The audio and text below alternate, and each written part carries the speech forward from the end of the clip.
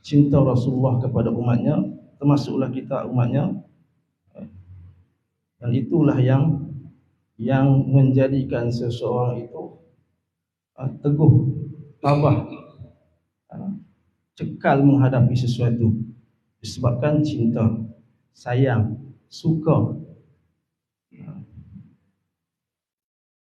Kalau orang yang masuk dalam hatinya kelazatan berzikir, kelazatan berselawat, kelazatan beramal, kemanisan beramal, dia panggil halawatul iman, halawatul mengamalkan ibadah.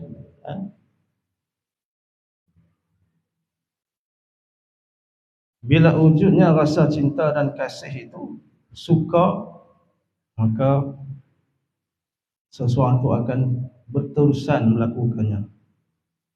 Kita kalau buat sesuatu pekerjaan yang kita suka, kita akan buat dengan tekun, kita akan buat dengan teliti, kita akan buat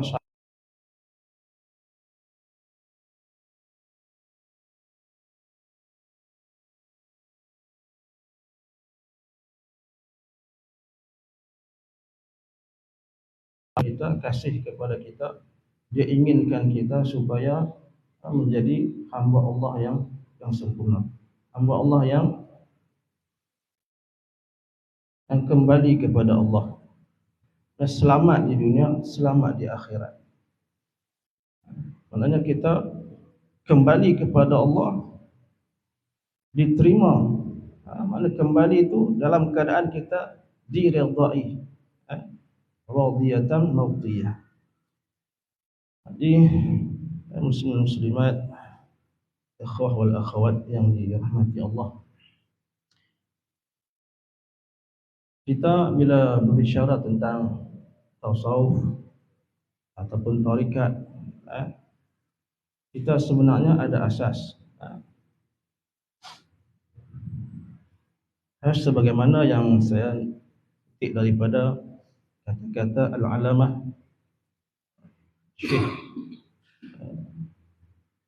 Muhammad Zaki bin Ibrahim, salah seorang daripada silsilah tuan guru kita, Syekh Muhammad Zaki bin Ibrahim. Kata dia dipetik dalam majalah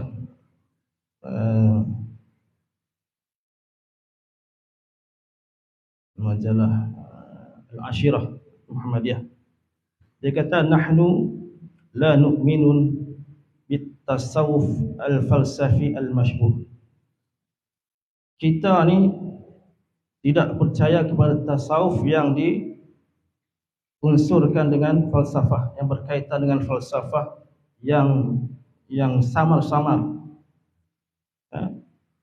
Tidak percaya, tidak ikut tasawuf yang dikaitkan dengan falsafah. Wala bitasawuf al-bid'i al-mudil. Tidak juga dengan tasawuf yang bid'ah yang menyesatkan. Wala bitasawuf al-khurafah wasya'wazah.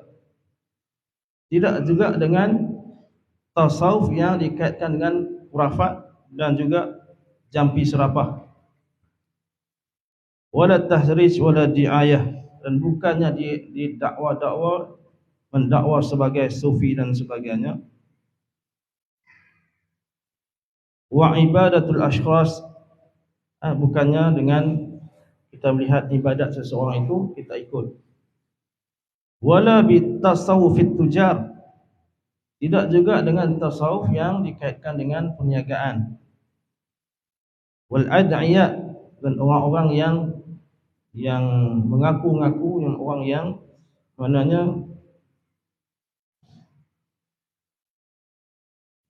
yang sombong. Wal hamqa, dan juga orang yang bodoh, yang tidak terurus. Wal mughaffalin, orang yang lalai. Wala al munharifin, orang yang menyeleweng daripada hukum syariat. Innama tasawufina, adapun sesungguhnya tasawuf kita, tasawuf yang kita pegang, Tasawuf yang kita beramal dengannya ialah kitab was sunnah, yang bersumberkan daripada kitab dan sunnah.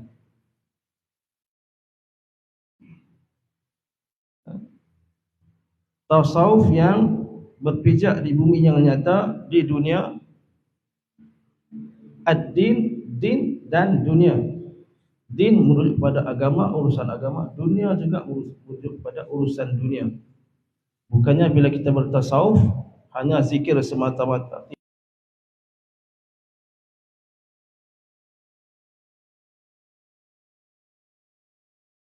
Selepas kitab dan sunnah, din wa dunia, ilmu dan amal.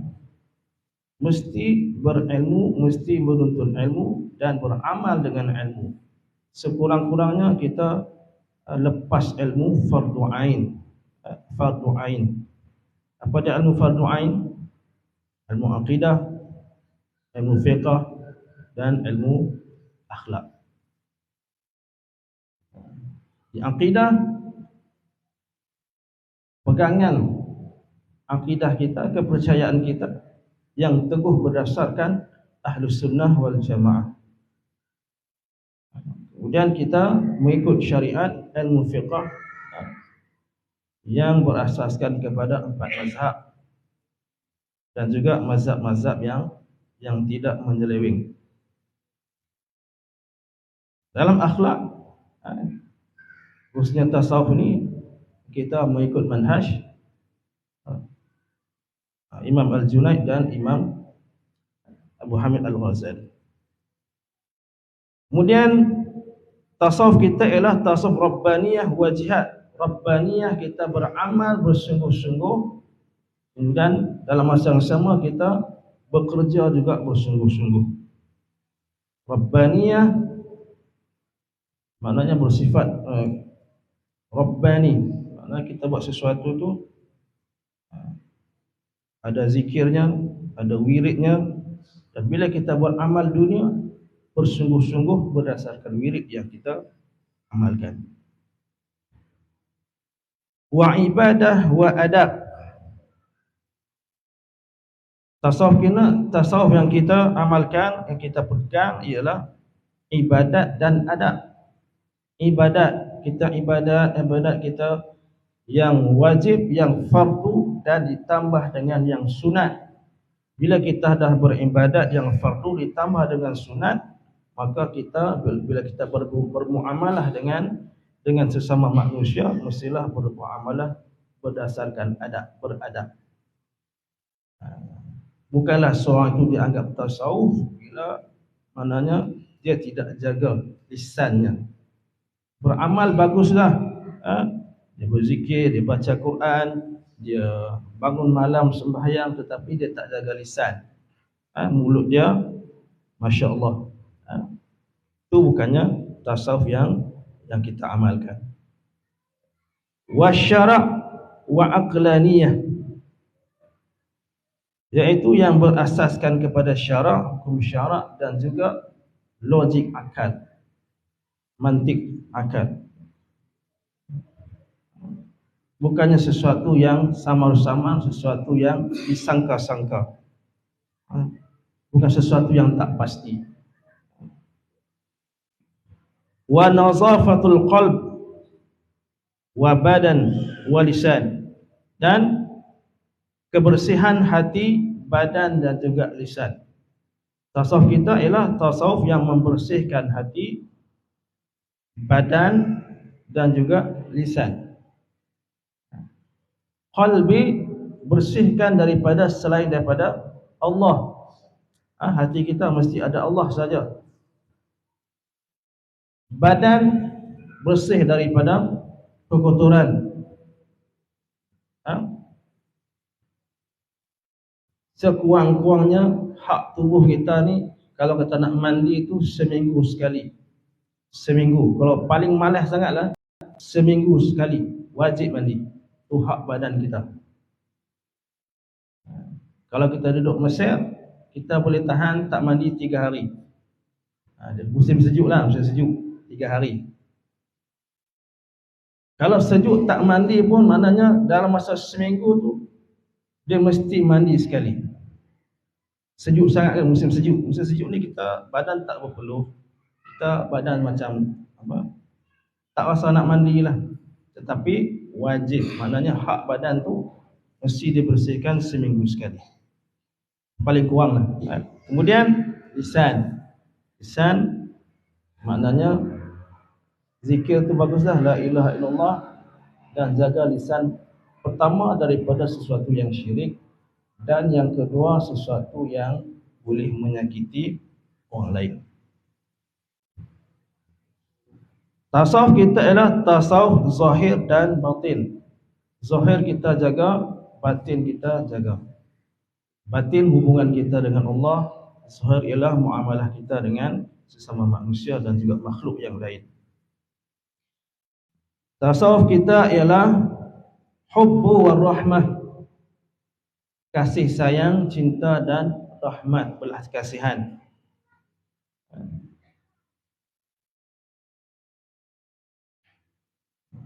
Jadi kalau tak ada hub, tidak ada rahmah, qalbul qasi kata orang Arab tu, hati yang keras, maka itu bukanlah tasawuf kita.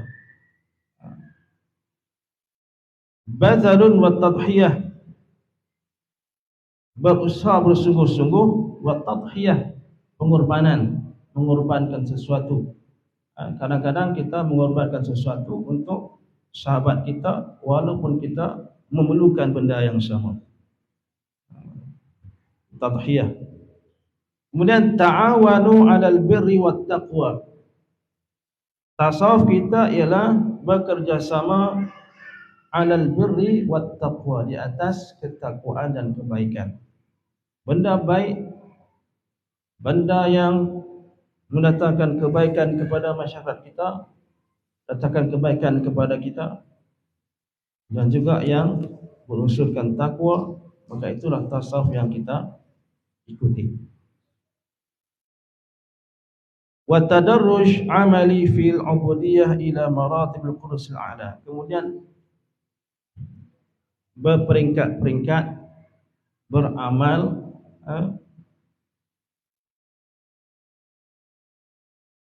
dalam beramal menghambakan diri kepada Allah kepada tingkat-tingkat yang tertinggi.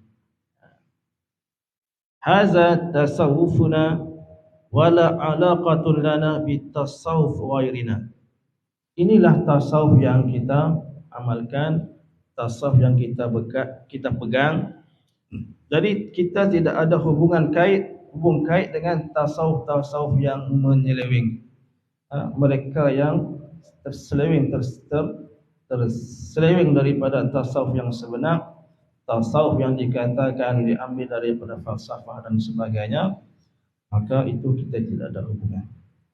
Tasawuf kita ialah sebagaimana kalau Syekh datang kata, hubungan hati kita dengan Allah.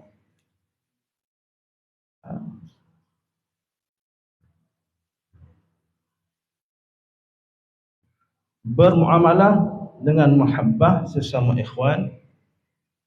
Hati sentiasa ada Allah, sentiasa ingat Allah.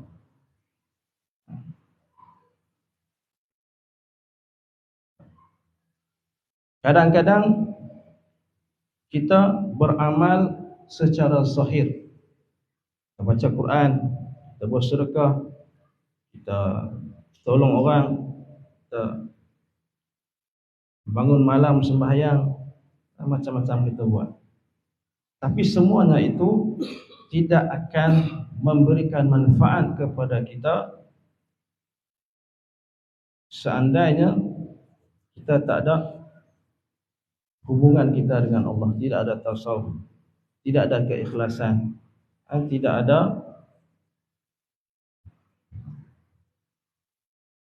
keikhlasan.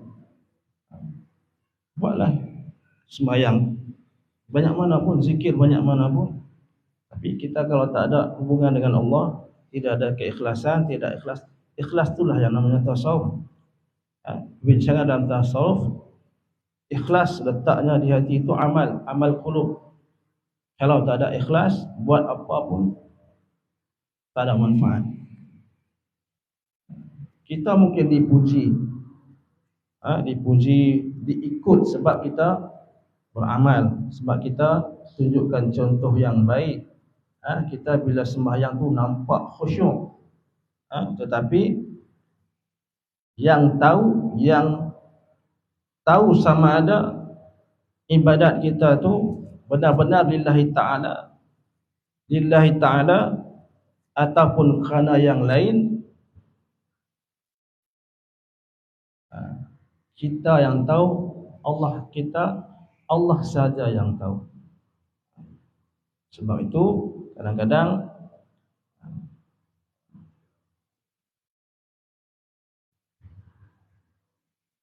kita bila dah beramal, kita dah jaga dah, kita dah zahir kita jaga dah ibadat kita, keikhlasan kita pun jaga, insya-Allah maknanya dia akan terzahir daripada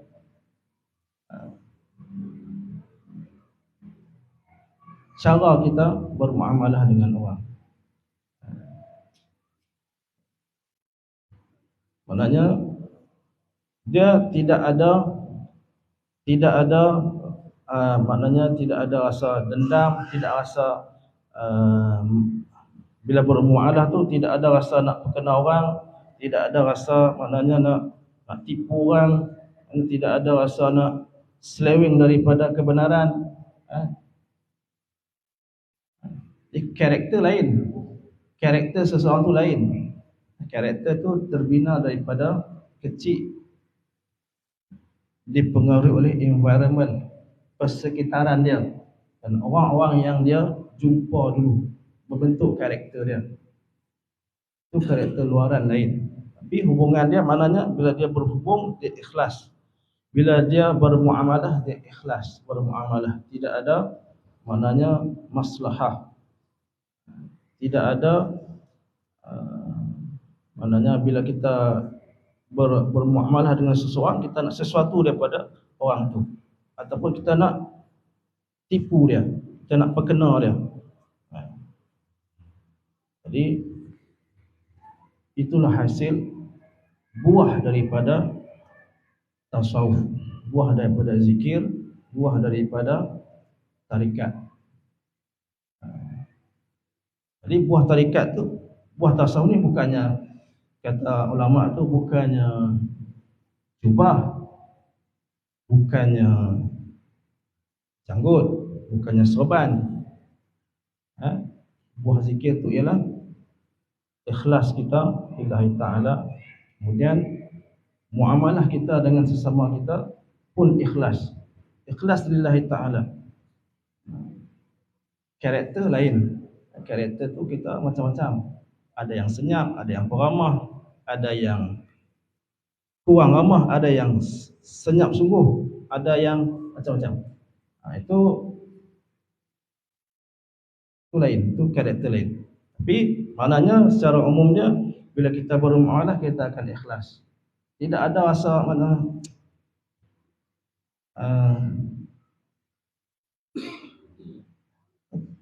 tak ambil kesempatan. Kita tak rasa nak ambil kesempatan kepada orang. Kita jujur dalam bermuamalah. Kita ikhlas dalam bermuamalah. Tasawuf ialah amal qulub. Amal qulub. Kalau di awal-awal pengajian dulu jumpa dengan Syekh selalu pesan, maknanya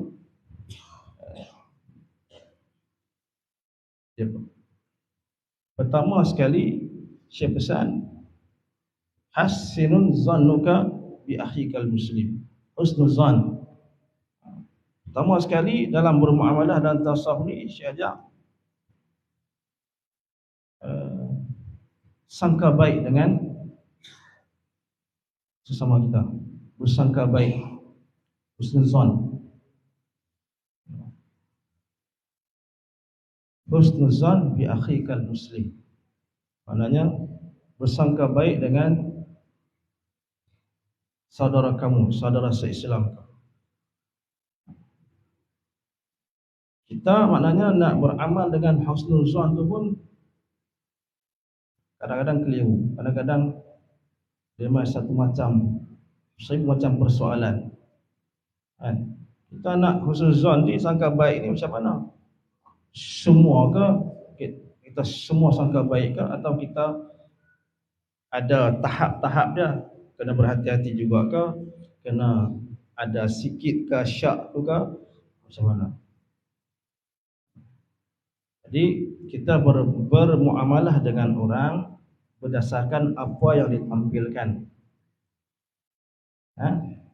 Prinsip kita pegang. Maknanya keikhlasan kita itu kita pegang. Tapi kita bermuamalah dengan seseorang ialah berdasarkan apa yang ditampilkan kepada kita. Secara umumnya kita bersangka baik dengan orang, bersangka baik dengan sahabat kita. Dengan musuh jangan sangka baik. Dengan musuh kena sangka kena berhati-hati dulu. Ini husnuzan bi akhikal muslim. Bersangka baik dengan sahabat-sahabat kita, dengan kawan-kawan kita, sesama kita.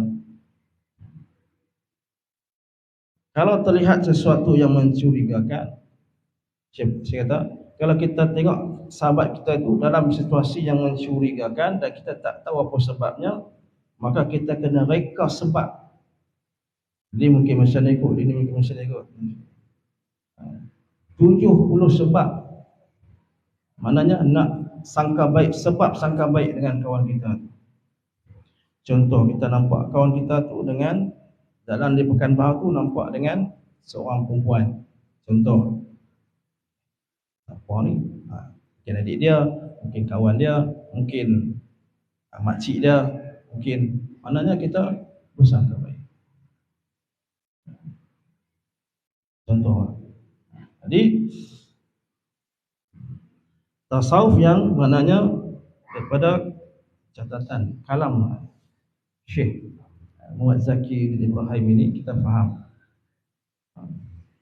Dan kekuatan umat Islam sebenarnya terletak pada tasawuf.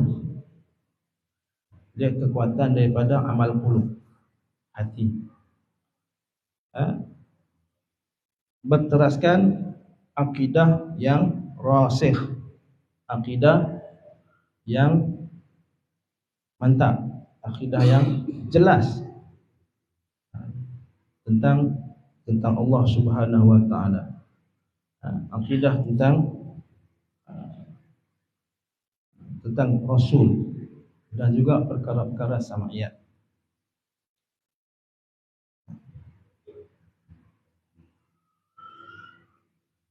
Tasawuf kita kena yakin kita beramal atas dasar ilmu dan amal. Seperti saya kata, dalam tarekat ni ada 3 rukun: ilmu, amal dan muzakarah. Ilmu, amal dan muzakarah. Kita belajar tarekat, cari ilmu, beramal, kemudian muzakarah. Muzakarah ni kita bila ada persoalan, bila ada kekeliruan, kita bertanya kepada guru, muzakarah dengan rakan-rakan kita, supaya kita tak tersesat, tidak tersilap dalam tindakan kita. Maknanya semua sikap yang baik, semua sikap yang positif, semuanya ada dalam tasawuf. Dan tak semua sifat tu yang kita dapat, tetapi kita cuba untuk dapatkan. Panggil maqam-maqam ni lah. Panggil kemudian yang pertama kita maqam taubat dulu. Taubat. Kita ni maknanya dalam kehidupan kita sehari, dalam perjalanan kita daripada awal kita bangun tidur sampai kita nak tidur balik nanti, kita mungkin ada buat silap, ada buat salah, terbuat maksiat, maka kita masih lagi maqam taubat. Kita istighfar, kita mana kita akui kesalahan kita, kita akui kesilapan kita, dan kita bertaubat kepada Allah. Kita merintih, kita merayu supaya Allah ampunkan kita. Kita ni banyak buat silap, banyak buat salah. Sama ada kita sedar ataupun kita tak sedar. Kadang-kadang kita buat tak sedar, orang bagi tahu kita. Bila orang bagi tahu kesilapan kita tu, kita boleh terima atau kita orang ni, kita rasa kita betul kan. Orang tegur kita tak boleh terima. Maknanya hati kita tu ada, dia panggil kibir, takabur, sikit. Kalau ada sikit saja, maknanya sifat takabur tu dalam hati kita, walaupun sebesar biji sawi pun, hati kita tak akan masuk syurga. Benda tu, takabur tu kita nak buang jauh-jauh. Tak boleh ada sikit pun tak boleh takabur. Nak buang sifat takabur. Jadi maknanya, sebab tu kita dalam sehari tu kita banyak beristighfar, supaya bersih kita punya qalbun kita. Bila hati kita bersih, barulah kita beramal tu dia akan bersinar. Kita istighfar, kita dah bersih dah, kita baca Quran dia akan bersinar. Kita bersedekah dia akan bersinar. Kita puasa dia akan bersinar. Kita tolong orang dia akan bersinar. Kita buat kerja sungguh-sungguh, laksanakan tanggungjawab kita, hati kita akan bersinar. Semuanya kita ada pahala. Kita orang Islam ni memang beruntung. Apa pun kita buat berpahala. Apa yang kita buat Allah pandang. Dengan syarat kita, hati kita lah ikhlas. Kita niat tu ikhlas lillahi ta'ala. Kerja ikhlas lillahi ta'ala. Belajar ikhlas lillahi ta'ala. Kita buat sesuatu lillahi ta'ala, tinggalkan sesuatu pun kerana Allah juga, lillahi ta'ala, bukan kerana orang lain.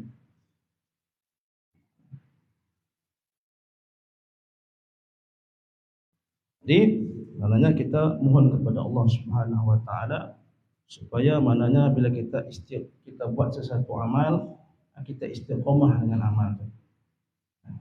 Contohnya kita cuba untuk solat duha, contohnya sembahyang duha setiap hari. Kita cuba nak istiqamah ni. Hari ni buat, besok buat. Hari ketiga dah tak buat.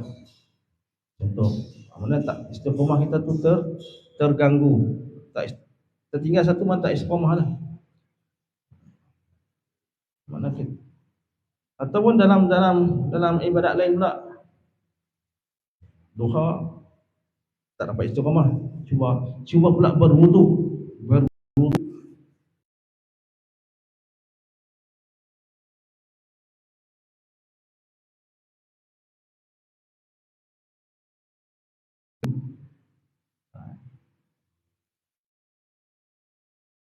Kalau waktu bekerja, insya-Allah. Kalau di rumah susah. Baik, tak apa. Maknanya kita beramal, kita mohon supaya Allah Subhanahu wa taala berikan kita istiqamah, mudawamah dalam beramal, walaupun sikit tapi berterusan. Dan kalau nak rasakan kemanisan, mana kelazatan dalam beribadat tu, dia kena buat istiqamah. Dan tambah sikit-sikit. Contoh kalau kita zikir 100, penat. 200, penat. 300, penat. Main 400 dia sedap. Makin banyak, makin lama, makin sedap. Bila sedap tu, kalau datang anak kita panggil ke, isteri kita panggil ke, sama-sama panggil ke, kita rasa terganggu. Kacau.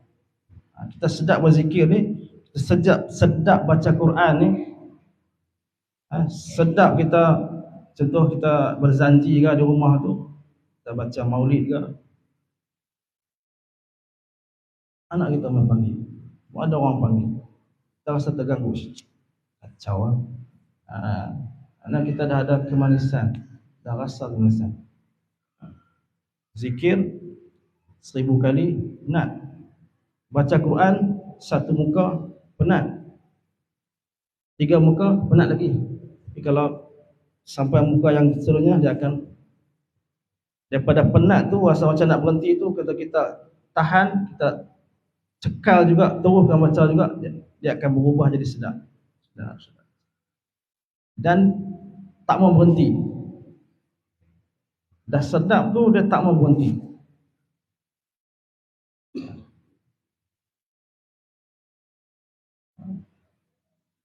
Kita kalau baca Quran,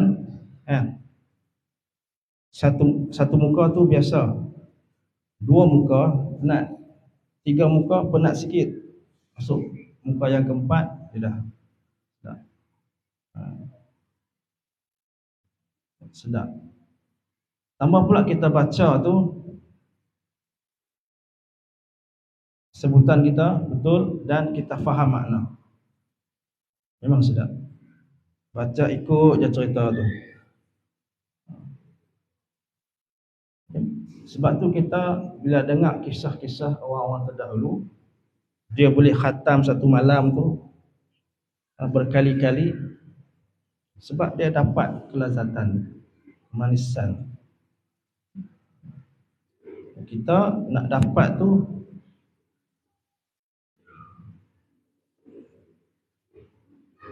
mana kena tambah sikit, tapi jangan sikit tentu juga, sikit tambah sikit. Jangan terus banyak kan. Okey, malam ni baca 1 juz, terus 1 juz, esok tak baca dah. Tak jadi lah. Jadi sikit. Malam ni 1 muka, okay. Esok 2 muka, 3 muka, tambah sikit. Dia panggil tadarruj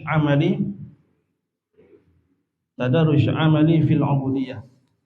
Berperingkat-peringkat beramal dalam penghambaan, pengabdian kepada Allah. Tadarruj. Kita mula dengan yang dah selesa dengan 1 muka. Okey, bulan depan tambah 2 muka, sekali baca 2 muka. Contohlah.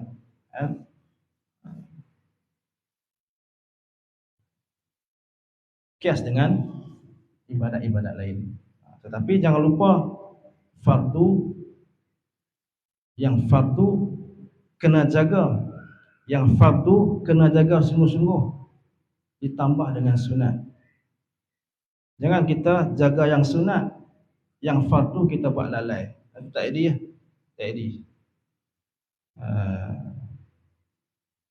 Allah suka kalau kita jaga yang fardu, tambah yang sunat.